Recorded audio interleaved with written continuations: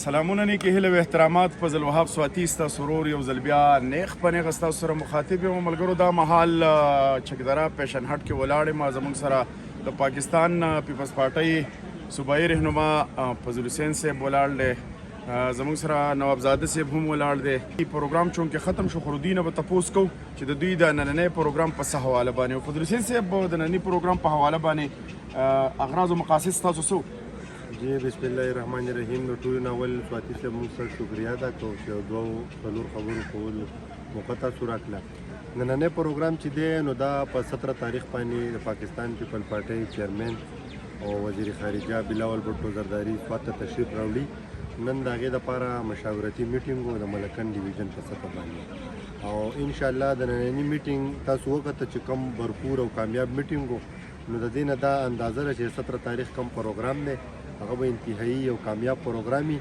او تاسو د ملکی حالات ګورئ چې نن سبا کم حالات دي، نو مونږ د روز اول نه دا زمونږ موقف دی چې په دې ملک کې چې دی طاقت کا سرچشمه عوام دی. په ملک په منځ کې ډېر زیاتو خلکو کوشش وکړو چې په چور دروازه مونږ راننوځو، وختي طور هغو ته ریلیف هم میلاو شو، خو چونکې چې کله حقایق مخې ته راغله نو هغه خلک تاسو ولله لکه ډېر زیات تر بیتر شو. نن بیا په دې ملک باندې یو قسم له یو سخت وخت دی، او پاکستان پیپل پارټي ټول عمر په چیلنجینګ پوزیشن کې ډېر ښه رولینګ کړی دی، ډېر ښه ګوډ ګورننس یې کړی، ښه ډیلیور کړی دی.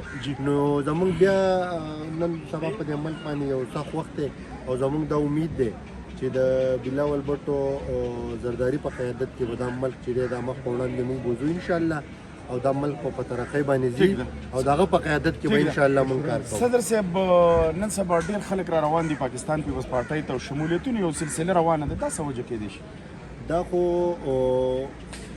پاکستان پیپل پارټي خلکو ته دا پته ده چې په دې ملک کې د عوامو پارټي، د مزدورو، د کسانو لکه حقیقي نماینده پارټي چې کوم ده د پاکستان پیپل پارټي ده، او په دې کې زمونږ مرکزي ترجمان فیصل کریم کونډي اول ډېر واضح موقف ورکړی دی چې کم کسان هغو اخلاقي طور هغو باکردار هغو ته پاکستان پیپل پارټۍ کې ویلکم ویلی کېږي، او د دې نه اخوا چې کم د اخلاق نه ګیره وهلی کې هغه هم په خپل پارټۍ کې نه پرېږدو. ټیک ده، چې کم عوامي خلک دی سواتی صاحب هغو ته زموږ ویلکم دی.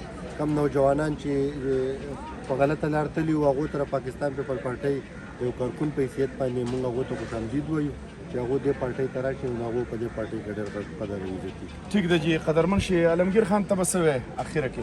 بسم الله الرحمن الرحیم. اول تاسو ډېره مننه چې تاسو راغلئ، ټایم راکړو، او دا پروګرام خو نن و چې په 17 تاریخ انشاءالله زموږ چیرمن بلاول بټو زرداری راځي.